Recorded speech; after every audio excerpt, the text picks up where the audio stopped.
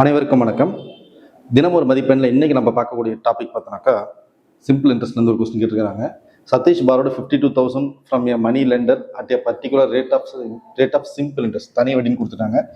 After 4 years he paid 79,040 rupees to settle his debits. Rate of interest என்ன கேட்குறாங்க. மொத்தம் 52,000 ரூபா வாங்குறான். 52,000 வாங்கிட்டு எவ்வளோ கடனை ரிட்டர்ன் பண்ணுறானாக்கா 79,040 ரிட்டர்ன் பண்ணுறான். அப்போ ஆக்சுவலாக பார்த்தோன்னாக்கா வட்டி மட்டும் எவ்வளோ அப்படின்னு பார்த்தோன்னாக்கா 04072. மொத்தம் அவன் வட்டி மட்டும் எவ்வளோ கட்டிருக்கான்? 27,40,000 கட்டியிருக்கான். இது எத்தனை வருஷத்துல? 4 வருஷத்துல. அப்போ வட்டி விகிதம் என்னன்னு கேட்குறாங்க. நமக்கு ஃபார்ம் என்ன தெரியும்?